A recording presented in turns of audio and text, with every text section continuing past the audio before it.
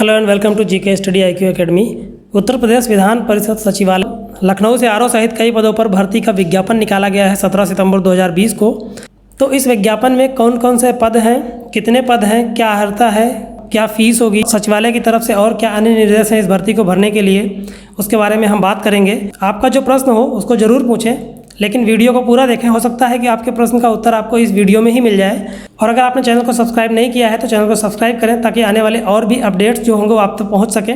उत्तर प्रदेश विधान परिषद सचिवालय लखनऊ, जिससे एक विज्ञापन 17 सितंबर को निकाला गया है, जिसके बारे में 2-3 दिन तक ये भी बात चल रही थी कि ये विज्ञापन फर्जी निकाला गया है, लेकिन सचिवालय की वेबसाइट पर ये विज्ञापन है, वहाँ से मैंने इसको लिया है। आप वहाँ पर जाकर देख भी सकते हैं। उत्तर प्रदेश विधान परिषद सचिवालय में रिक्त पदों पर भर्ती हेतु भारत के नागरिकों से ऑनलाइन आवेदन आमंत्रित किए गए हैं। पदों से संबंधित जो शैक्षिक अर्हताएं या वरीयता होगा उसको भी आगे बताया गया है। इससे संबंधित जो प्रमुख तिथियां होंगी, ऑनलाइन आवेदन प्रारंभ करने की तिथि 18 सितंबर, परीक्षा हेतु रजिस्ट्रेशन की अंतिम तिथि 12 अक्टूबर को है और ऑनलाइन आवेदन शुल्क जमा किए जाने की अंतिम तिथि 13 अक्टूबर को है। ऑनलाइन आवेदन पत्र स्वीकार करने यानी सबमिट करने की अंतिम तिथि जो है वो 16 अक्टूबर को है। तो इसमें परीक्षा हेतु रजिस्ट्रेशन तिथि का मतलब ये है कि जो लास्ट डेट है एग्जाम फॉर्म भरने की वो है। इस विज्ञापन से संबंधित जो और भी महत्वपूर्ण सूचनाएं हैं, जैसे इस विज्ञापन में सम्मिलित पदों के पृथक आवेदन पत्र प्रस्तुत किए जाना है, यानी कि अलग अलग पद के लिए आपको अलग अलग आवेदन पत्र भरना होगा। अगर आप अलग अलग पदों के लिए अप्लाई करना चाहते हैं तो परीक्षा शुल्क भी अलग लगेगी, आपका एग्जाम फीस भी अलग लगेगा। और जो दूसरी चीज़ है वो इस विज्ञापन में सम्मिलित पदों हेतु निर्धारित शैक्षिक अर्हता प्राप्त करने हेतु यदि कोई अभ्यर्थी अंतिम वर्ष की परीक्षा में सम्मिलित हो रहा है, यानी कि वो परसुइंग में है, तो वह भी आवेदन का पात्र है, किंतु प्रारंभिक परीक्षा की तिथि तक उक्त अर्हता में उत्तीर्ण होने संबंधित प्रमाण पत्र प्राप्त हो जाना चाहिए, यानी कि एग्जाम शुरू होने से पहले ही उसके पास सर्टिफिकेट आ जाना चाहिए। बाकी वो फॉर्म अभी भर सकता है। प्रारंभिक परीक्षा से संबंधित आवेदन पत्र के साथ किसी भी प्रकार के शैक्षिक अभिलेख की प्रतियों को संलग्न किया जाना अपेक्षित नहीं है, यानी कि आपको कोई फोटोकॉपी नहीं लगाना है। प्रारंभिक परीक्षा में सफल होने वाले अभ्यर्थी को मुख्य परीक्षा हेतु पृथक से आवेदन पत्र जमा करना होगा, पृथक से आवेदन परीक्षा शुल्क भी देना होगा। यानी कि अगर आप प्री को पास कर लेते हैं तो आपको मुख्य परीक्षा मेंस एग्जाम के लिए फिर से आवेदन करना होगा, उसके लिए अलग से फिर से आपको फीस भी जमा करनी होगी। फोटो और हस्ताक्षर अपलोड करना आवश्यक है, जैसा कि हर एग्जाम में किया जाता है। इस फॉर्म को भरते समय पेमेंट से संबंधित कुछ विशेष सूचना है। यहाँ पर फॉर्म भरने और पेमेंट से संबंधित कुछ विशेष सूचनाओं को दिया गया है कि बैंक शुल्क जमा करने की अंतिम तिथि जो होगी उसके बाद शुल्क नहीं जमा किया जाएगा, वापस नहीं किया जाएगा और अंतिम तिथि तक जमा करना होगा, अदरवाइज फॉर्म आप अप्लाई नहीं कर पाएंगे। ऑनलाइन आवेदन है तो अभ्यर्थी को निर्धारित कॉलम में अपना मोबाइल नंबर, ईमेल आईडी अंकित करना होगा। रजिस्ट्रेशन पूर्ण तभी होगा। बाकी के जो अन्य निर्देश या सूचनाएं होंगी आपको ईमेल आईडी और मोबाइल नंबर पर भेजा जाएगा, इसीलिए आपसे उसको भरवाया जा रहा है। भर्ती संबंधी निर्देश आवेदन पत्र आधिकारिक वेबसाइट पर 18 सितंबर से उपलब्ध होंगे। आवेदन करने के लिए आपको वेबसाइट पर जाना होगा, जहां पर इंस्ट्रक्शन, विज्ञापन और आवेदन पत्र भरे जाने के लिंक दिए हुए हैं। वहां पे आपके लिए एक निर्देश का अलग से भी पेज दिया हुआ है, जिसमें फर्स्ट स्टेज में आपको अप्लाई करना है, रजिस्ट्रेशन करना है, अपनी बेसिक डिटेल्स डालनी है। उसके बाद फिर दूसरे लेवल पे आपको जाके उसका एग्ज़ाम फीस जमा करना होगा, चालान के थ्रू या ऑनलाइन। और जो फीस जमा करने आप जाएंगे तो इस तरह से कुछ आपको स्क्रीन दिखेगी, जहाँ परीक्षा शुल्क आपको कैसे पे करना है वो ऑप्शन होगा। ऑनलाइन करना है तो किस तरह से करना है, नेट बैंकिंग से करना है, वो सारी चीज़ें यहाँ दी हुई हैं। तो अभी विज्ञापन को पूरा बताने के बाद हम आपको वेबसाइट पे लेकर चल कर दिखाएंगे कैसे फॉर्म भरना है, कहाँ से ओपन करना है, स्टेप बाय स्टेप आपको हम बता देंगे। तो वीडियो को आप पूरा जरूर देखें ताकि आपको ये भी पता चल जाए कि फॉर्म कैसे भरना है। आप अपने मोबाइल फ़ोन से ही फॉर्म को कम्प्लीटली भर सकते हैं, कहीं और किसी के पास जाने की फॉर्म भरवाने की ज़रूरत नहीं है। आवेदन शुल्क कैसे किस कैटेगरी के लिए क्या आवेदन शुल्क होगा। सामान्य कैटेगरी के लिए 1050 रुपये है, ओबीसी के लिए 1050 है और एससी के लिए 800 है, एसटी के लिए 800 है, ईडब्ल्यूएस के लिए 1050 है। एससी एसटी को छोड़कर बाकी किसी के लिए फ़ीस में कोई छूट नहीं है। और जो पीएच कैंडिडेट होंगे, दिव्यांग होंगे, उनके लिए कोई फ़ीस नहीं लगेगी, केवल 50 रुपये उनके लिए फॉर्म की फ़ीस लगेगी। जो प्रक्रिया होती है ऑनलाइन फॉर्म भराने की, उसका जो फीस होगा वो 50 रुपये, उसके अलावा और कोई फ़ीस नहीं लगेगी दिव्यांगों के लिए, पीएच कैंडिडेट के लिए। फोर्थ इंस्ट्रक्शन में अभ्यर्थी जिन्हें उत्तर प्रदेश लोक सेवा आयोग, उत्तर प्रदेश सेवा आयोग ने किसी अन्य आयोग ने डिबार कर दिया है, उनका प्रतिवारण अवधि यानी कि उनके जो ड्यूरेशन है कितने साल के लिए उन्हें डिबार किया गया है, अगर वो पूरा नहीं हुआ है तो वो फॉर्म नहीं भर सकते हैं। अगर वो पूरा हो चुका है तभी वो फॉर्म भर सकते हैं, अदरवाइज उनका फॉर्म स्वीकार नहीं किया जाएगा। सबसे प्रमुख बात, इस भर्ती में कितने पद हैं। समीक्षा अधिकारी के 19 पद हैं, जिसमें से 10 जनरल कैंडिडेट के हैं, 5 ओबीसी, 3 एससी, एसटी के लिए कोई अलग से पोस्ट नहीं है। ईडब्ल्यूएस के लिए भी 1 पोस्ट दी गई है। अपर निजी सचिव की 23 पोस्ट हैं, जिसमें 10 जनरल, 6 ओबीसी, 5 SC ST के लिए कोई पोस्ट नहीं है, 2 EWS के लिए है। वृत्त लेखक के लिए 9 पोस्ट दी गई है। अलग अलग कैटेगरी किसके लिए क्या है। समीक्षा अधिकारी की 1 पोस्ट है लेखा में, यानी कि अकाउंट्स की समीक्षा अधिकारी की पोस्ट 1 है। शोध सहायक की पोस्ट 3 है, जिसमें से 2 जनरल के लिए, 1 OBC के लिए है। सुरक्षा सहायक पुरुष, सिक्योरिटी असिस्टेंट की 5 पोस्ट आई है, जिसमें वो 4 जनरल की पोस्ट है, 1 EWS की पोस्ट है। सिक्योरिटी सहायक महिला, सिक्योरिटी असिस्टेंट महिला के लिए 1 पोस्ट आई है, जनरल कैंडिडेट के लिए है। संपादक की 1 पोस्ट आई है। विशेष कार्याधिकारी प्रकाशन की 1 पोस्ट आई है। अनुसेवक की 10 पोस्ट आई है, 5 जनरल की है, 2 OBC और 2 SC और 1 EWS की वैकेंसी है। तो इसके राइट सचिवालय अपने पास रखता है कि रिक्तियों की संख्या को घटा और बढ़ा भी सकता है।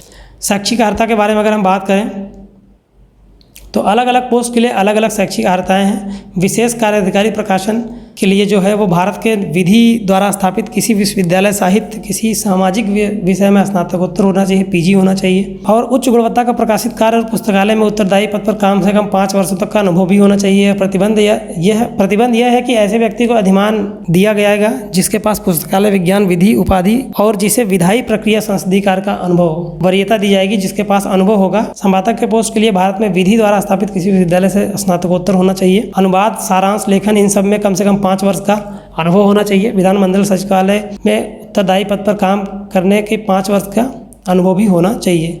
वृत्त लेखक जो होंगे माध्यमिक शिक्षा परिषद उत्तर प्रदेश की इंटरमीडिएट परीक्षा का उत्तीर्ण होना आवश्यक है तथा हिंदी आंशुलिपि में 140 शब्द प्रति मिनट और अंग्रेजी में 120 शब्द प्रति मिनट की गति का स्पीड होना चाहिए। समीक्षा अधिकारी के पद के लिए भारत में विधि द्वारा स्थापित किसी विश्वविद्यालय का स्नातक की उपाधि सरकार के समकक्ष किसी अन्य विश्वविद्यालय या बोर्ड से मान्यता प्राप्त कोई अर्हता जो उसके समकक्ष हो। अपर निजी सचिव के लिए भारत के विधि द्वारा स्थापित किसी विश्वविद्यालय से स्नातक उत्तर प्रदेश सरकार द्वारा समकक्ष मान्यता प्राप्त अर्हता। दूसरी जो है अनिवार्य अर्हता होगी वो होगी हिंदी अंशलेखन और हिंदी टंकण में क्रमशः 80 शब्द और 25 शब्द की गति का स्पीड होना चाहिए। कंप्यूटर का ज्ञान होना आवश्यक है। नाइलिट का CCC का सर्टिफिकेट भी होना चाहिए या उसके समकक्ष कोई दूसरा सर्टिफिकेट भी होगा तो वो भी चलेगा। समीक्षा अधिकारी लेखा अकाउंट्स के जो समीक्षा अधिकारी होंगे उनके लिए किसी विश्वविद्यालय से अकाउंटेंट में वाणिज्य में स्नातक उपाधि होनी चाहिए या उसके समकक्ष कोई उपाधि होनी चाहिए। सरकार द्वारा मान्यता प्राप्त किसी संस्था से कंप्यूटर एप्लीकेशन में O लेवल का भी होना जरूरी है। यहाँ पर डोएक से ही नहीं, किसी मान्यता प्राप्त संस्था या विश्वविद्यालय से अगर आपका O लेवल का सर्टिफिकेट आपके पास है कंप्यूटर एप्लीकेशन का, ना कि हार्डवेयर नेटवर्किंग या किसी और का O लेवल का सर्टिफिकेट होना आवश्यक है। शोध सहायक के लिए किसी विश्वविद्यालय से सामाजिक विषय में स्नातकोत्तर की उपाधि PG होना चाहिए और शोध पुस्तकालय विधानमंडल पुस्तकालय कार्यों में कम से कम 3 वर्ष का शोध अथवा कार्य का अनुभव होना चाहिए। सुरक्षा सहायक सिक्योरिटी असिस्टेंट में माध्यमिक शिक्षा परिषद उत्तर प्रदेश इंटरमीडिएट परीक्षा तथा सरकार द्वारा उसके समकक्ष मान्यता प्राप्त किसी अन्य परीक्षा का उत्तीर्ण होना आवश्यक है। अभ्यर्थी के लिए निम्नलिखित न्यूनतम शारीरिक मानक होना आवश्यक है। 168 मीटर ऊंचाई होनी चाहिए और वजन 59 kg होना चाहिए कम से कम। चेस्ट बिना फुलाए 86 और फुलाने पर 91 होना चाहिए। इन सब अर्हताओं को पूरा करने के साथ साथ जिनके पास सेना, नौसेना, वायुसेना, पुलिस, सशस्त्र इन सब में NCC में अनुभव है उनको वरीयता भी दी जाएगी। सुरक्षा सहायक महिला के लिए सेम कंडीशन है, केवल इसमें फिजिकल का जो क्राइटेरिया है वो चेंज है। हाइट जो है वो मैदानी क्षेत्र में 152 मीटर, पर्वतीय क्षेत्र में 147 मीटर और वजन 45 से 58 किलो। बाकी की सेम वही कंडीशंस हैं जो मेल सहायक सिक्योरिटी सहायक के लिए हैं। अनुसेवक की किसी मान्यता प्राप्त से कक्षा 5 की परीक्षा उत्तीर्ण होना आवश्यक है।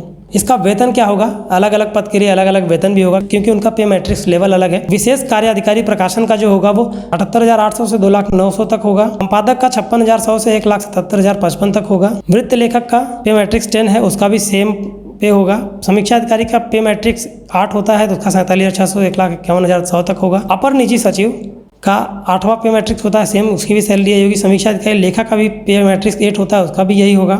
शोध सहायक में पे मैट्रिक्स 6 होता है तो 35,400 से लेकर 1,12,400 तक होगा। सुरक्षा सहायक पे मैट्रिक्स 3 होता है तो 21,700 से 69,100 रुपये तक होगा।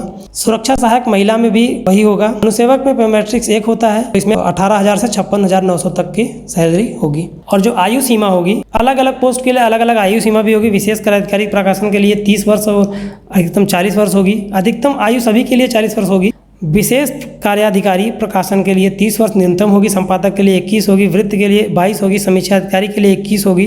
अपर निजी सचिव, समीक्षा अधिकारी, लेखा, शोध सहायक, सुरक्षा सहायक पुरुष और महिला इन सब के लिए 21 वर्ष होगी। और अनुसेवक के लिए 18 साल से 40 साल तक की आयु होगी। आयु में छूट की बात की जाए तो अनुसूचित जाति उत्तर प्रदेश के अनुसूचित जाति के लिए 5 वर्ष और उत्तर प्रदेश के वर्गीकृत खेलों में कुशल खिलाड़ियों और अभ्यर्थियों के लिए 5 वर्ष की छूट मिल जाएगी। उत्तर प्रदेश के राज्य कर्मचारी होती 5 वर्ष की छूट। उत्तर प्रदेश बेसिक शिक्षा परिषदीय शिक्षणेतर कर्मचारियों में भी 5 वर्ष की छूट मिलेगी। उत्तर प्रदेश के अनुदानित माध्यमिक विद्यालयों में कार्यरत शिक्षकों कर्मचारियों को भी 5 वर्ष की छूट मिलेगी। उत्तर प्रदेश के समाज में दिव्यांग लोगों को भी 15 वर्ष की छूट मिलेगी। और जो दूसरा इंस्ट्रक्शन है, जो अभ्यर्थी परीक्षा में सम्मिलित किए जाएंगे उन्हें प्रारंभिक परीक्षा के अनुक्रमांक पर ही मुख्य परीक्षा देनी होगी। अलग से आपका रोल नंबर नहीं अलॉट होगा, उसी रोल नंबर पर आपको एग्जाम देना होगा। प्रारंभिक परीक्षा मुख्य परीक्षा की तिथियों पृथक से निर्धारित की जाएंगी, जिसकी सूचना वेबसाइट पर उपलब्ध होगी। अभ्यर्थी से को परामर्श दिया जाएगा कि वह वेबसाइट पर अवलोकित करते रहें। केंद्र व राज्य सरकार के अधीनस्थ कर्मचारियों को कतिपय अन्य अभ्यर्थियों जिन्हें आरक्षण व आयु सीमा में छूट अनुमन्य है द्वारा अपने विभाग से आपत्ति या अनापत्ति सर्टिफिकेट पर साइन करा के बुला के जमा करना होगा। अभ्यर्थियों के लिए महत्वपूर्ण निर्देश हैं कि अगर आप फॉर्म भरते समय ऑनलाइन फॉर्म भरने के जो निर्देश हैं, अगर आप गलत कोई फॉर्म में सूचना भरते हैं तो उसके लिए आपको डिबार कर दिया जाएगा। आपका नाम या किसी और चीज़ में गलती होती है तो उसके लिए आप जिम्मेदार होंगे। गलत सूचना देने पर आपका आवेदन निरस्त कर दिया जाएगा। इस तरह के इंस्ट्रक्शन दिए गए हैं। उत्तर प्रदेश विधान परिषद की वेबसाइट पर नीचे आप जाएंगे, यहाँ पर दिया हुआ है उत्तर प्रदेश विधान परिषद सचिवालय के अंतर्गत कतिपय रिक्त पदों पर चयन हेतु ऑनलाइन आवेदन। इस पर आप क्लिक करेंगे तो आपका एक अलग से पेज खुल के आएगा आवेदन करने के लिए। यहाँ पर आपके कई सारे ऑप्शन मिलेंगे। विज्ञापन का एडवर्टीजमेंट यहाँ पे है, दिशा निर्देश दिया हुआ है अलग से।